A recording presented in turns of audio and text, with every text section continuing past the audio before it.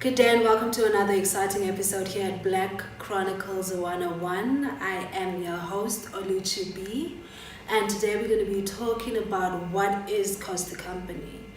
And before we get into that, if you like our content, please like our video, subscribe to our page, and click on that notification button next to the subscribe button so that when we get new videos out, you can be notified about the videos. Going back to today's topic, which is cost to company, and I learned about cost to company my first job. In my first job, I got hired as a learner in a learnership program that was designed for the specific company that I worked for. I'm not going to go into that. I don't give names for privacy's sakes and all of those things. So I worked in this company as a learner. It was supposed to be a 2-year learnership program, and during the learnership program, there were positions that were open in the company that us as the learners could apply for. And that's exactly what I did. So I applied for the job as a permanent person and actually got the job. Just to take it back into context, when I was in a learnership, I will give it a figure. Let's say I was getting 6,000 Rand a month. This is like back in the day when stuff was still cheap. So it was 6,000 Rand a month. And then when I was about to be promoted to a permanent position, let's say the offer was like 10,000 Rand. I was excited, but I went upstairs to HR to go look at my contract and shake hands. Everybody said congratulations, and then I told them, listen, I actually want to take my contract home so I can look at it and actually look at the financial aspect of it, which is the most important thing when it comes to accepting a job offer. After what the job scope is, the next important thing is how much that job is going to pay you, which is exactly what I did. So I went home, looked at my contract. The contract that I received, the offer was in the annual format, so I had to break it down monthly, and then after I broke it down to the monthly cost to company, then that's when I could calculate how much the contributions were going to deduct from the cost to company in order for me to get to my net. To cut a long story short, I got my contract, went home, started doing the calculations. It wasn't the amount that I had hoped for. I actually hoped for more than the money I was getting on my learnership, which was 6,000 Rand.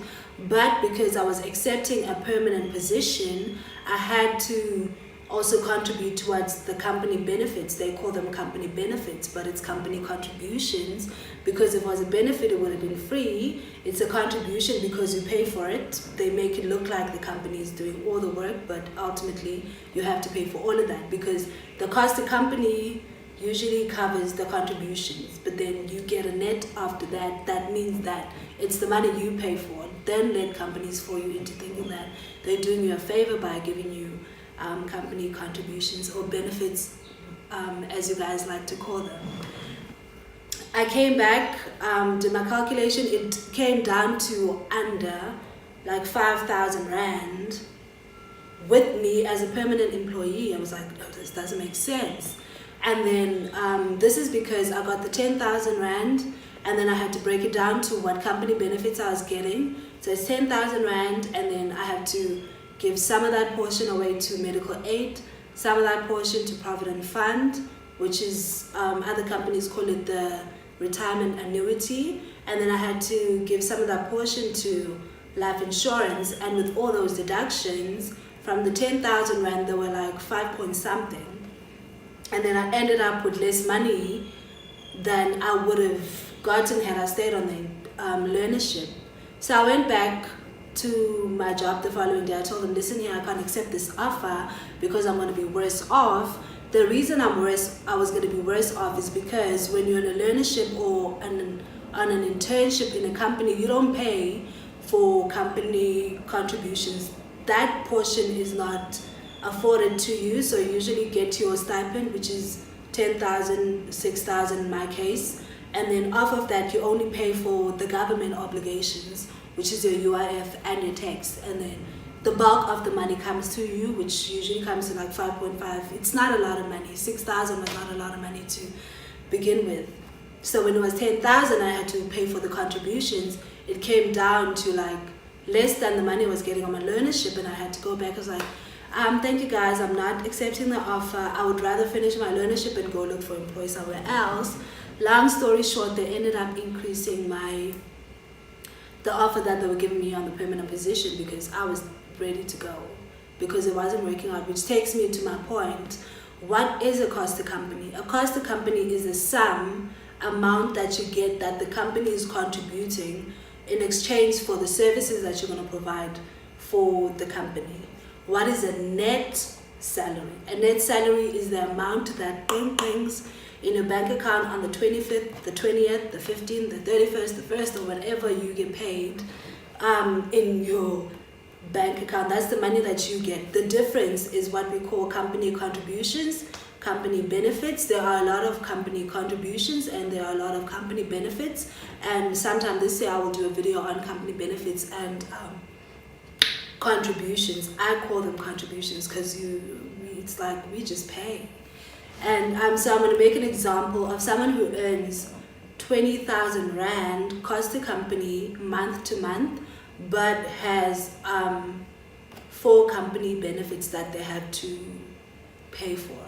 So you get 20,000 Rand a month, or you have to pay for your provident fund. Let's say you pay 2,000 Rand on that. You have to pay for your life insurance. Let's say you pay 2,000 Rand on that. Let's say you pay for, what do you call this? Cell phone allowance. Let's say it's 2,000 Rand. And let's do medical aid, and then you pay 2,000 Rand on that. So a combination of those 4 company contributions will set you back 8,000 Rand from the total 20,000 Rand cost to company that you get. So over and above the contributions that you have to pay to the company, there's also the government obligations, which is your UIF, which is your tax, and sometimes disability, depending on who you work for. And those also still have to be deducted. So let's say you started at 20,000 Rand, your 4 deductions got deducted, so you had 12,000 Rand, and then the government comes in, takes the rest of the portion, so you end up, let's say, with like 11,000 Rand from that cost to company of 20,000 Rand. So your take home is going to be 11,000 Rand. Now that was an example. The amounts that you pay, the company that you're accepting an employment offer from will be able to tell you. So just to go back, the cost to company is the sum that the company will pay in exchange for your services. The company contributions are going to be deducted from your cost to company, and then what you're going to get is the net pay, and your company contributions depend on the job offer that you accepted from your company. And I will use the basic ones that we usually have to pay, which is the medical aid, life insurance, provident fund or retirement annuity. Those are the 3 that are usually a standard staple in the country. Other companies offer car allowance, offer cell phone allowance, offer a petrol card. I think the higher up you go on the ladder, the more company contributions you have to pay for. And with that, I just want to say that you need to be very careful when you're accepting job offers or you're accepting job promotions, because the big amount is not the amount that you get. The big amount is the big amount to entice you, and then everything else comes out of that big amount in terms of company contributions and government obligations, and then what you get is the net. If you cannot or unable to calculate your own net salary, you can ask for the company that you're accepting a promotion from or you're accepting a job offer from to send you a dummy pay slip. So it's going to have the actual cost to company, but all the contributions you're going to pay for, and it's going to tell you exactly what you will get as your net. I really hope this video was helpful to you, and if you like our content, please like our videos, subscribe to our channel, and press that notification button so that we can notify you whenever we load new videos. Thank you. See you next time.